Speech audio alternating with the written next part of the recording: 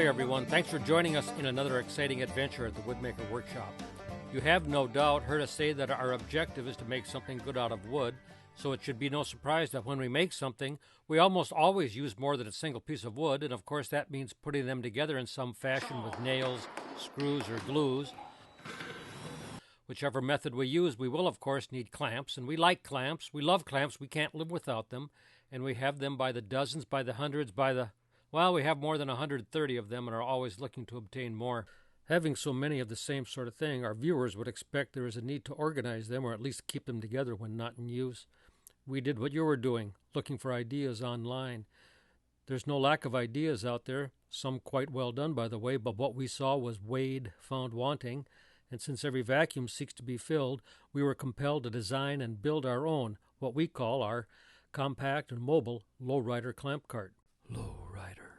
Here now in just 3 minutes, see what took us 6 days to put together. To keep her low, as in lowrider, we employed cantilever caster brackets. From a single piece of channel iron that once supported a hanging furnace, we cut 4 of those brackets, making them in such a way to allow the casters ample room to swivel. We bought the casters and the bolts, but as we so often do, made the rest of the materials we had on hand. We wanted things done decently and in order. One cannot, of course, toss all the parts in a pile and expect to come back later and find the parts somehow had the ability to assemble themselves. Yet the lowrider clamp cart did evolve in a certain sense under the direction and creative ability of an intelligent being, if you apply that term in the most gracious manner possible. For eye appeal and other reasons, we sprayed the pieces with paint called safety green and bolted the brackets in place, positioning them to keep the center of gravity low.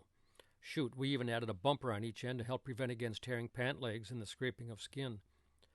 With the end risers installed, we put it to the most tiring and demanding tests, finding no fault at all, and before the week was over, our work was completed. Not just good, but very good, for we have found it suitable in every way. Take a look.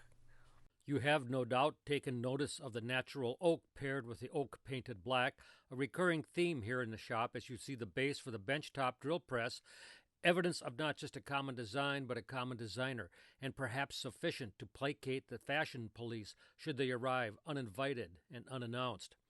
A great advantage of the lowrider style is its small footprint, just 19 by 39 inches, and with the center of gravity closer to the floor, it has none of that tendency to keel over, yet it accommodates 41 of our largest and heaviest clamps, with the proper features built in, not added on.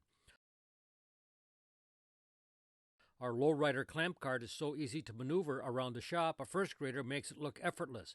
But if you are pressed to find a first grader, let a 4-year-old have at it. How old are you? 4. Say that again? 4. We wanted it mobile to move it around. We wanted to keep it compact and close to the ground.